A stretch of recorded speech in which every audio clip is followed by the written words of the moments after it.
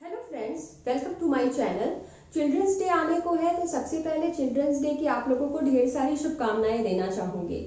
जैसा कि हम लोग जानते हैं कि ये दिन बच्चों के लिए बहुत ही स्पेशल है, तो बस अपने वीडियो के थ्रू वही करने की छोटी सी कोशिश की है कि छोटे छोटे बच्चों के लिए ये वीडियो बनाया है मैंने कि जिनका जो पेरेंट्स है और उन्होंने इस साल प्लान किया था कि उनको स्टडी में भेजना है अपने बच्चों को प्ले ग्रुप में, लेकिन वो इस पैंडमिक के चलते पॉसिबल नहीं हो पाया है। तो बस ये हल्की सी कोशिश की है कि पेरेंट्स, स्पेशली मदर और वो पेरेंट्स जो अपने बच्चों को ट्यूशन नहीं भेज के घर में ही पढ़ा रहे हैं, और मैं ये बोलना भी चाहूंगी कि छोटे छोटे बच्चों को आपको आ रहा है या आपको नहीं आ रहा है, लेकिन आप लोग पूरी कोशिश करिए कि हम हमारे बच्चों का जो स्टार्टिंग स्टेज है वो खुद से क्रिएट करें, खुद से पढ़ाएं, खुद से समझाएं, ताकि जो बच्चों की जड़ है वो मजबूत से बनी रहे। तो बस स्टार्ट करते हैं। इस वीडियो में मैं वो पोर्शन लेके आई हूँ जो 1 ईयर तक प्ले ग्रुप के बच्चों को पढ़ाया जाता है। बहुत सिंपल है, बहुत ईजी है, कोई प्रॉब्लम उसमें नहीं है। सबसे पहला जो स्टेज आता है प्राइमरी में, जो प्ले ग्रुप है उनका पहला स्टेज होता है जब आपको लगता है कि आपके बच्चे 2.5 साल के हो चुके हैं, बोलना सीख गए या कुछ। इस एज में तो 2.5 साल में हम लोग प्ले ग्रुप में नाम एडमिशन करवा देते हैं और बच्चे कैपेबल भी हो जाते हैं कि चीज़ों को कैसे समझना है, ये क्या चीज़ है, आइडेंटिफाई करने का या याद करने का, सब कुछ वो लोग आराम से कर लेते हैं। तो सबसे पहला जो है फर्स्ट स्टेप है पेरेंट्स के लिए कि उन्हें जितना भी ओरल चीज़ें, हम लोग रिटन से पहले हम लोगों को ओरल करवाना है कि खेलते खेलते कोई प्रेशर दे के बच्चों को नहीं पढ़ाना है। जो आपके 2.5 से 3 साल के हैं बिल्कुल आराम से पढ़ाइए, धीरे धीरे। बच्चों के, छोटे बच्चों का जो माइंड होता है वो बिल्कुल शार्प होता है, तो आपको एक बार बताना है और बच्चे कैच कर लेते हैं। तो सबसे पहले आप लोगों को प्रैक्टिस करवानी है ओरल की, कुछ कुछ चीज़ों की।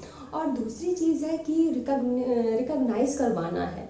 कोई भी चीज़ है कि बच्चा पहचान रहा है कि नहीं।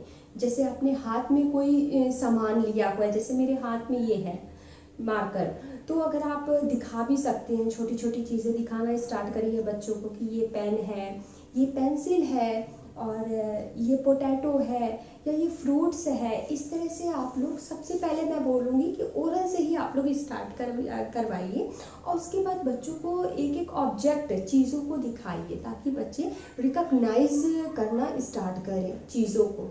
सबसे बेटर वे यही है। उसके बाद रहा बात जो स्कूल में जो सिलेबस होता है वो भी मैं आपको बता दूंगी। बहुत इजी तरीका है बच्चों को पढ़ाने का। तो सबसे पहले मैं बात करूँगी इंग्लिश की।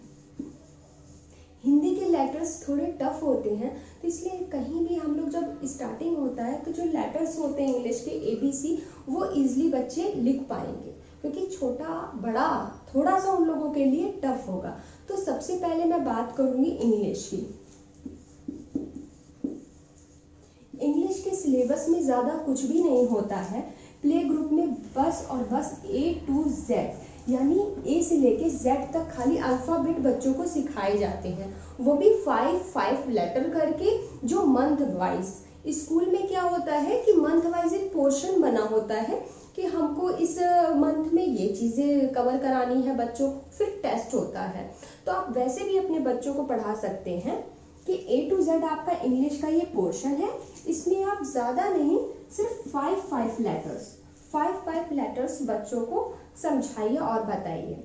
लेकिन उससे पहले सबसे पहला काम आप क्या करेंगे, जब आपको पढ़ाना है बच्चों को, तो सबसे पहले आप उन लोगों को एक लिखने के लिए एक प्लेन पेपर दीजिएगा और एक पेंसिल से अच्छा मैं ये बोलूँगी कि आप बच्चों को क्रेयॉन कलर्स, जो काफ़ी, ये देखिए इस तरह से क्रेयॉन कलर आप लोग अपने बच्चों को दे सकते हैं लिखने के लिए। इससे क्या होगा कि बच्चे की जो प्रैक्टिस है इसको पकड़ने की और लिखने की, वो बहुत इजीली हो जाएगी, क्योंकि पेंसिल क्या होती है, थोड़ी पतली होती है, और ये कलर्स क्या है, थोड़े थिक होते हैं, और इससे बच्चे को कोई हार्म भी नहीं है कि कहीं चोट लग जाएगा, क्योंकि बच्चा अभी छोटा है तो उसको हमें हर चीज़ बतानी है ना। तो पेंसिल कहीं लग जाए तो उससे अच्छा है कि अभी स्टार्टिंग के स्टेज में हम लोग ये कलर्स लाएं, जो लुक वाइज देखने में भी काफ़ी अट्रैक्टिव, बच्चों को अच्छे लगेंगे और बच्चे इंटरेस्ट लेके इसको करेंगे। उसके बाद एक पेपर दे दीजिए। अब उस पेपर पे बच्चा चाहे डॉट बनाए या लाइन खींचे, बस उसको दे दीजिए ऐसे कि आपने खेलने के लिए दिया है ना, खेलने के लिए दे रखा है, और उसमें बच्चा डॉट बनाता है या लाइन खींचता है किसी भी तरह की, या ऐसे ऐसे गोल गोल करता है। क्योंकि देखिए मेरे अभिकम के साथ जो मैंने किया है, मुझे कभी जरूरत नहीं पड़ी है। कुछ कुछ बच्चे होते हैं कि स्टार्टिंग के स्टेज में उन्हें पेंसिल पकड़ के बताना पड़ता है कि आप इस तरह से लिखिए, लेकिन वो चीजें मुझे कभी करनी नहीं पड़ी, क्योंकि जो तरीका मैं आज आप लोगों को बता रही हूँ वो मेरा खुद का आजमाया हुआ है, और बहुत इजीली अभिकम ने सीख लिया कि हाँ उसको कैसे पेंसिल पकड़नी है। कभी मुझे हाथ पकड़वा के उसको लिखवाने की जरूरत ही नहीं पड़ी। तो आप लोग के साथ भी ऐसा होगा अगर आप लोग प्रैक्टिस करवाएंगे बच्चों को। तो कलर्स दे दीजिए और बच्चा इस तरह से अपना करता रहे। इससे ये हो जाएगा कि कम से कम 2 वीक्स में, 2 वीक या 3 वीक जाते जाते ना बच्चा पकड़ना तो कम से कम सीख जाएगा। और अगर फिर भी थोड़ी बहुत प्रॉब्लम हो रही है तो थोड़ा सा सपोर्ट आप लोग करिए फिर बच्चों को कि हाँ ऐसे लिखो, या इस तरह से हाथ पकड़वा के हम लोग करवाते हैं ना कुछ कुछ मदर्स, अगर नहीं हो पा रहा है तो वो चीजें बोलूंगी। नेक्स्ट है कि आपको ये हो गया, आपने सबसे पहले आपने ये करवाया। याद रखिएगा सबसे पहले मैंने बोला कि बच्चों को धीरे धीरे ऑब्जेक्ट दिखा के आइडेंटिफिकेशन करवाइए, बच्चा रिकॉग्नाइज कर सके, पहचान सके, और ओरल में कुछ कुछ उसे ना ऑब्जेक्ट दिखाते रहिए, बताते रहिए। उसके बाद एक पेपर देना है, क्रेयॉन कलर देना है, और ये सब बच्चा जो भी चाहे बना सकता है। खेल खेल में डॉट बना दिया, लाइंस बना दी। उसके बाद फिर हम लोग पेंसिल देंगे बच्चे को, और एक पेपर देंगे, कॉपी देंगे। पेपर दे दिया जिसमें उसको रफ जो भी करना था उसने कर लिया। उसके बाद उसको हम लोग एक कॉपी देंगे। कॉपी में हम लोग कहाँ से स्टार्ट करेंगे? कॉपी में हम लोग स्टार्ट करेंगे सबसे पहले स्टैंडिंग लाइन, उसके बाद स्लीपिंग लाइन, उसके बाद कर्व्स लाइन, फिर जिगजैग। इस टाइप से ये 2-3 शेप ऐसे हैं जो बच्चे को बताना, या सर्कल हो गया। इस टाइप से ये 4-5 ऐसे शेप हैं जो कॉपी दे दीजिए। अगर मैथ की कॉपी है तो मैथ में भी बच्चा बहुत इजीली सीख लेगा, और हिंदी इंग्लिश की कॉपी है तो उसमें भी थोड़े बहुत। देखिए एक चीज मैं बता दूं, क्योंकि ये चीजें मेरे साथ हुई हैं। बच्चा छोटा है, बच्चा कई तरह के बच्चे होते हैं, कुछ वो जो बहुत जल्दी सीख जाते हैं, कुछ वो जो थोड़ा टाइम लेते हैं, और कुछ वो जो 2 से 3 बार में ही कैच आउट कर लेते हैं। तो अगर डिले भी हो रहा है बच्चों को समझने में, तो मैं पेरेंट्स को बोलूँगी कि वहाँ पे आप परेशान बिल्कुल भी नहीं होइए। टाइम लग रहा है, लगने दीजिए, स्टार्टिंग स्टेज है, प्रेशर नहीं डालना, आराम आराम से पढ़ाइए। लेकिन हाँ, जब प्रैक्टिस आप लोग रेगुलर में कराएंगे ना कि हाँ इतना टाइम आपको बच्चों को देना है अपने, तो वो प्रैक्टिस ही आपके बच्चे को ना पूरा अच्छे से वो समय के साथ वो सीखता रहेगा। कोई प्रॉब्लम उसके सामने बिल्कुल भी नहीं आएगी। तो सबसे पहले आपने ये लाइन से सिखा दी। जब बच्चा 2 वीक ले रहा है या 10 डेज ले रहा है, ये लाइनें बनानी सीख ली ना, तो यहाँ पे अब आप समझ जाइए कि अब आपका बच्चा प्रिपेयर है ABCD, ये जो पोर्शन है, ये जो सिलेबस है, इसको समझने के लिए और करने के लिए। तो यहाँ पे हमको क्या करना है,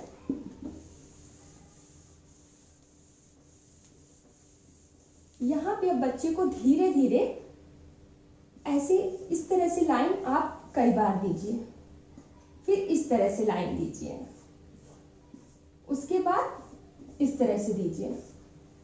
ये आपने करवा लिया, फिर आपको लग रहा है कि नहीं अब बच्चा मेरा करने लगा।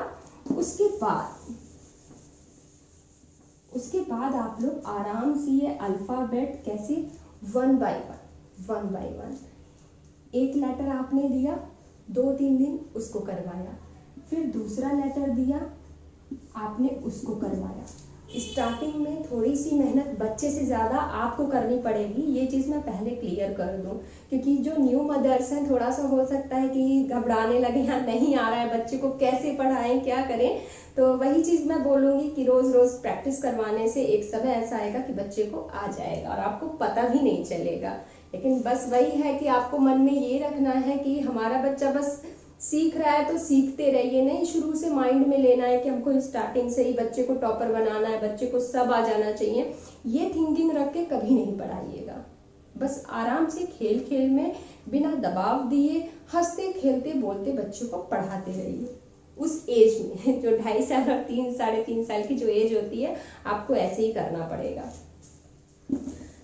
तो ये हो गया आपका इंग्लिश का पोर्शन। इंग्लिश में कुछ भी नहीं है, A to Z की आपको धीरे धीरे प्रैक्टिस करवानी है। उसके बाद हम लोग आएंगे मैथ पे। स्मॉल लेटर इंग्लिश में बिल्कुल नहीं होगा क्योंकि वो टफ होता है। प्ले ग्रुप के बच्चों को स्मॉल लेटर बिल्कुल नहीं करवाया जाता है। हाँ, आप दिखा सकते हो, सिर्फ दिखा सकते हो, लेकिन मैं बिल्कुल नहीं बोलूँगी अगर छोटे बच्चे हैं तो उन्हें सिर्फ और सिर्फ ये कैपिटल लेटर ही आइडेंटिफाई करने के लिए बोलिए कि ये ए है, ये बी है। इसके लिए एक चीज़ मैं बता देती हूँ जो मैंने की। अभिकम जब छोटा था, ये तब की ड्राइंग है जो मैंने बना रखी है जिसमें काफ़ी सारे लेटर्स हैं। जो ड्रॉ मैंने किए हैं और कलर बच्चे ने किए हैं, तो इस तरह से आप लोग भी कर सकते हैं। ये देखिए, ये सारे कलर उसी ने किए हैं और काफी इंटरेस्ट लेके किए हैं, तो ये आप लोग कर सकते हैं। इससे क्या होगा कि बच्चा बहुत आसानी से कलर भी करेगा, उसे अच्छा भी लगेगा और लेटर्स को आइडेंटिफाई करना भी सीख जाएगा और एक नया वर्ड भी सीखेगा कि F फॉर फ्लैग होता है या F फॉर फिश होता है या F फॉर फैन होता है। आप कोई भी इजी ड्राइंग आपको जो आती है बनाने, आप वो बना सकते हैं। या ड्राइंग की प्रॉब्लम है, ड्राइंग नहीं आ रही है बनाने, तो प्रॉब्लम नहीं है। आजकल इतनी सारी स्टिकर्स चले हुए हैं, आप स्टिकर यहाँ पे पेस्ट कर सकते हो। अदरवाइज अगर पुरानी किताबें हैं घर में तो उसमें से कटिंग करके आप स्टिक कर सकते हो। वो जब अगर आपने सोच लिया कि आपके बच्चे को आपको खुद से पढ़ाना है, तो वो आइडिया आपके मन में खुद से आ जाएगा कि मेरे बच्चे के लिए क्या चीज़ें सही है कि मैं करूँ, मेरा बच्चा पढ़े। क्योंकि मुझे यही तरकीब समझ में आई अभिकम के लिए कि वो इंटरेस्ट लेके काफ़ी अच्छे तरीके से पढ़ेगा। तो जब वो छोटा था तो मैंने इसी तरह से उसके साथ किया है और बहुत आसानी हुई उसे पढ़ाने में और उसे समझाने में। नेक्स्ट बात करेंगे मैथ की। मैथ में भी कुछ नहीं है ज़्यादा।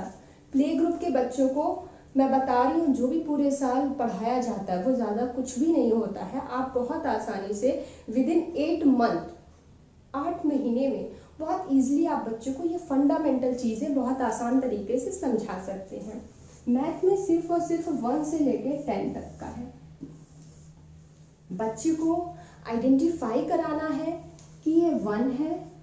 सीधे लिखने के लिए नहीं दीजिएगा। जैसे कि मैंने कहा कि पहले काम करते करते भी आप 1 2 3 4 इस तरह से बच्चों को सिखाइए। और मोस्ट ऑफ द टाइम ये हर घर में पेरेंट्स करते ही हैं, वो मुझे बताने की ज़रूरत नहीं है क्योंकि ये चीज़ें होती ही हैं। बोलते बोलते खेलते खेलते आपने ओरल बच्चे को करवा दिया, उसके बाद फिर ये 1 है, ये 2 है, ये 3 है। एक दिन में सिर्फ एक, सबसे पहले 1 की प्रैक्टिस कराइए जो बहुत इजी है, बच्चा सीख जाएगा।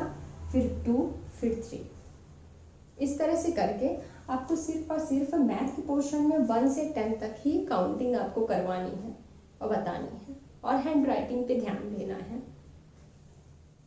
अगली चीज हिंदी की बात करेंगे। हिंदी बहुत टफ होती है और मैं बोलूँगी कि हिंदी के लिए थोड़ा ज़्यादा ध्यान दीजिएगा क्योंकि अक्सर अभी के बच्चों में क्या हो रहा है कि उनकी इंग्लिश तो सही रह रही है लेकिन हिंदी की स्पेलिंग बहुत मिस्टेक होती है।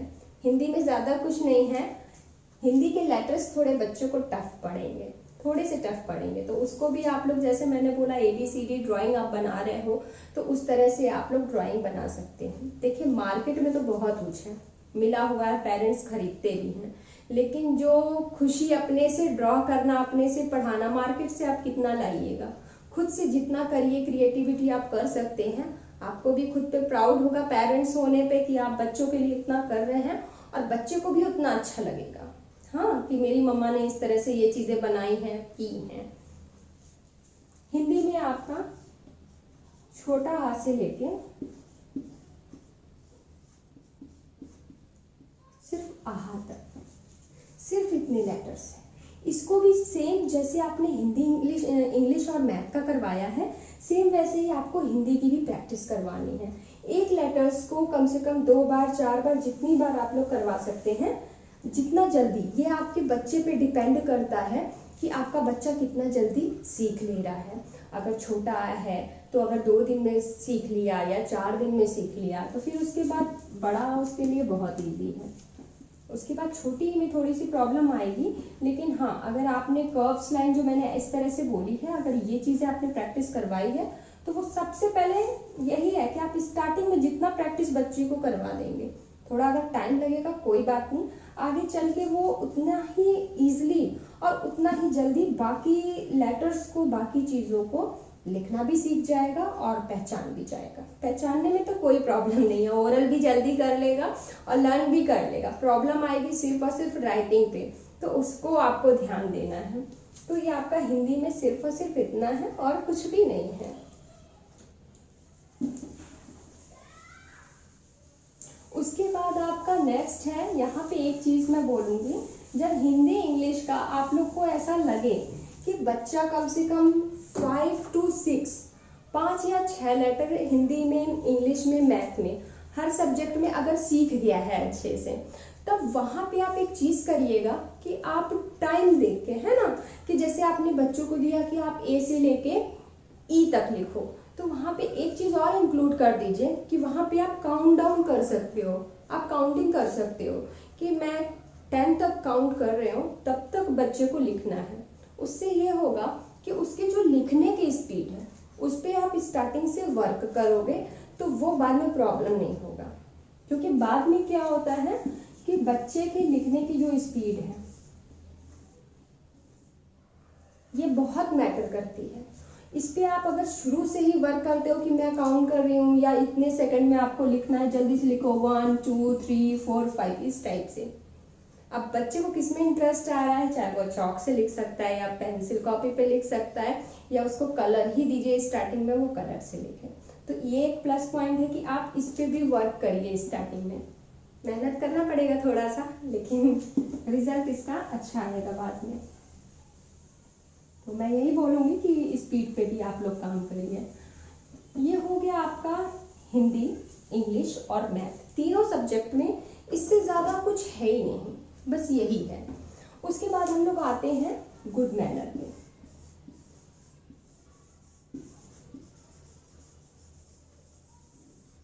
गुड मैनर्स सबसे ज़्यादा ज़रूरी है बच्चे को बताना। बाकी जो संस्कार है हमारे फैमिली में देख के बच्चे सीखते ही हैं, लेकिन गुड मैनर इस तरह से जिस प्ले ग्रुप में जब बच्चों को भेजा जाता है तो वहाँ सबसे पहले ये चीज़ें सिखाई जाती हैं कि आप गुड मॉर्निंग विश करो, गुड आफ्टरनून बोलना सिखाया जाता है, रात के समय है तो गुड नाइट बोला जाता है। किसी ने आपको गिफ्ट दिया या किसी ने आपके लिए कुछ किया, बच्चों को उस चीज़ को बताइए कि आपके लिए, चाहे वो फैमिली का मेंबर हो, चाहे रिलेटिव्स हो, चाहे फ्रेंड्स उनके हो, तो वहाँ पे उनको थैंक यू जैसा वर्ड बोलना है। इसकी हैबिट अगर आप बचपन से कराएंगे तो बड़ा होने के बाद उसमें ईगो का प्रॉब्लम नहीं आएगा।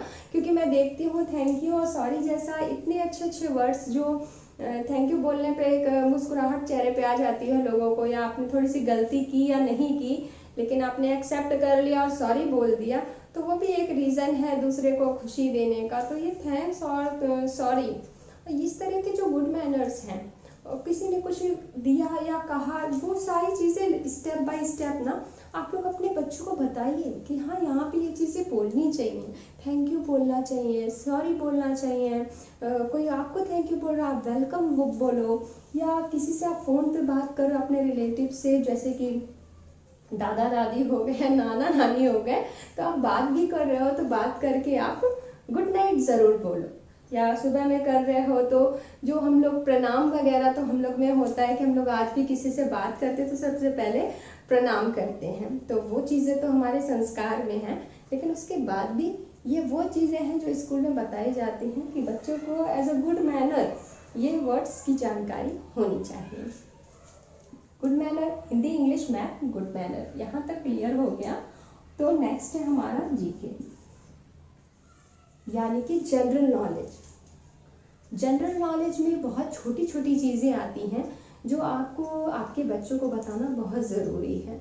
जीके एक ऐसा सब्जेक्ट है जो आप अपने डेली के रूटीन में जो मदर्स काम करती हैं या फादर पेरेंट्स, मतलब जो भी बच्चे को पढ़ा रहा है, मैं उसी को बोलूँगी कि जो हमारी डेली की वर्किंग होती है, जो हम लोग काम कर रहे होते हैं।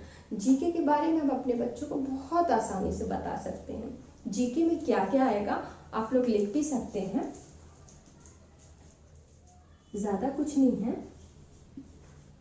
सबसे पहले फ्रूट्स,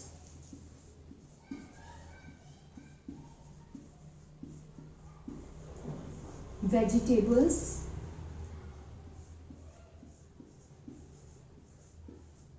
कलर्स के नेम,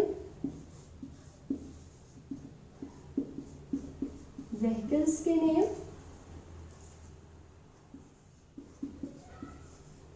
बर्ड्स के नेम, एनिमल्स नेम।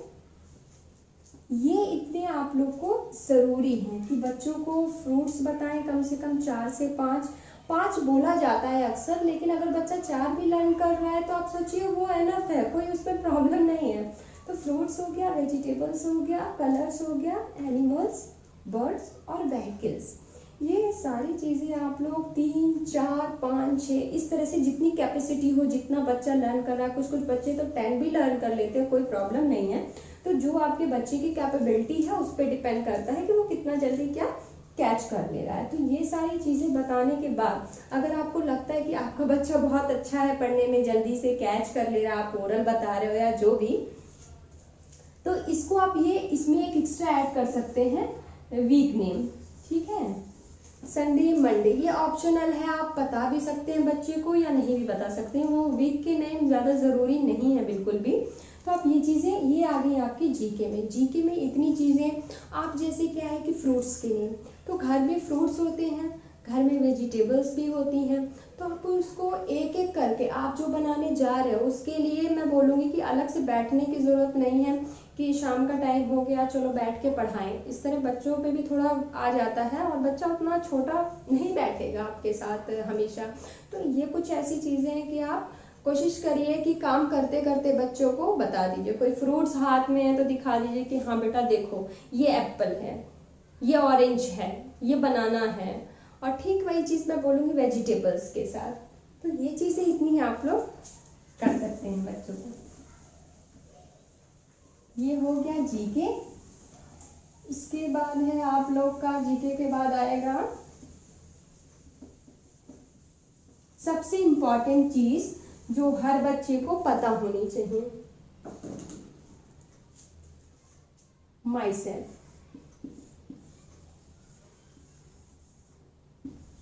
यानी कि खुद के बारे में। स्कूल में अगर इंटरव्यूज होते हैं तो ज़्यादातर क्या पूछा जाता है मैं आपको बता दूं। सबसे पहले उसके बारे में इंट्रो, उसका माई सेल्फ ही पूछा जाता है कि उसका नाम क्या है या उसके फादर का नाम क्या है, मदर का नाम क्या है, या कहाँ पे आप रहते हो, ये पूछा जाता है। दूसरा, कुछ कुछ ऑब्जेक्ट दिखाए जाते हैं और उनको आइडेंटिफाई करना होता है। दो ये चीज़ें हो गई। और कलर भी दिखाए जाते हैं कि ये कौन सा कलर है, आप पहचान के बताइए। या कोई चीज़ें इस तरह से हाथ में दे दी और बोल दिया गया कि ये कितने हैं, 1 है 2 है, काउंटिंग के लिए। तो इस तरह के उनके बहुत सारे मेथड होते हैं जो छोटी छोटी चीज़ें वो बच्चों से पूछते हैं। कोई पोस्टर दिखा दिया, उस पर कुछ बना हुआ है, बर्ड बना हुआ है या एप्पल बना हुआ है, या कोई वेजिटेबल है, ब्रिंजल है, तो आइडेंटिफाई करना होता है कि आप बच्चे से पूछा जाता है आप बताइए कि ये क्या चीज़ का है, ये कौन सा ऑब्जेक्ट है। तो इसी तरह के क्वेश्चन आते हैं, ज़्यादा कुछ भी नहीं है प्ले ग्रुप का पोर्शन। तो उसके बाद माई सेल्फ में आप लोग ज़रूर बता दीजिए बच्चों को कि बच्चों को अपना नाम बताना है सबसे पहले कि माई नेम इज, उसके बाद माई फादर्स नेम इज, फिर मदर्स नेम इज, फिर मैं यहाँ पे आई लिव इन। इस तरह से सिर्फ 3 और 4, ज़्यादा से ज़्यादा मैं बोलूँगी। इसके लिए मैं एक छोटा सा फिर से अलग से वीडियो बना दूँगी कि छोटे छोटे बच्चों को अपना इंट्रोडक्शन अपने बारे में कैसे बताना है, कैसे बोलना है। ये मैं सिर्फ ऐसे ही बता दे रही हूँ। ये चीज़ें आप याद रखिएगा कि ज़्यादातर बस अपने बच्चे को ये सिखाइए कि उसका नाम क्या है। जैसे my name is Renu, my father name is this and that, my mother name is this and that, I have 2 brother, I have 1 sister. इतना ही एनफ है, ज़्यादा कुछ भी नहीं। और मैं कहाँ रहता हूँ, I live in Delhi, Mumbai, जिस सिटी में आप रहते हो, ये 4 से 5 ही लाइनें हैं स्पेशली, जो आपके उस छोटे से 2.5 साल के बच्चे को आनी चाहिए। उतना बहुत है, उससे ज़्यादा कुछ भी नहीं है। छोटा सा वीडियो मैं कोशिश करूँगी कि माई सेल्फ का मैं कर दूँ, तो बस इस तरह से आप अपने बच्चों को ये चीज़ें सिखा सकते हो। तो लास्ट में आशा करती हूँ कि ये बहुत काफ़ी हेल्पफुल रहा होगा। अगर नहीं है प्ले ग्रुप में एडमिशन हो पाया तो कोई प्रॉब्लम नहीं है, पोर्शन कुछ भी नहीं होता जो प्ले ग्रुप के बच्चों को पूरे साल पढ़ाया जाता है। सिर्फ यही हिंदी, इंग्लिश, मैथ, थोड़ा सा जीके होता है, थोड़े से गुड मैनर्स होते हैं, और बातें करने का क्या है, थोड़ा बहुत कन्वर्सेशन भी बच्चों को सिखाइए, आपस में बात करने का और अपने बारे में बताना। अगर आपके बच्चे ने इतना 7 से 8 मंथ में आप घर में बहुत इजीली सिखा सकते हैं। इतना कर लिया तो आप बिल्कुल वरी नहीं होइए, नर्सरी में भी एडमिशन हो जाएगा, क्योंकि यही सब पूछा जाता है, इससे ज़्यादा कुछ होता नहीं है। और बाकी जो डेली का है तो डेली में आप कर सकते हैं इससे। आशा करती हूँ कि काफ़ी हेल्पफुल रहा होगा, यही सोच के ये वीडियो बनाया है, और बहुत जल्दी मिलूंगी अपने नेक्स्ट वीडियो में।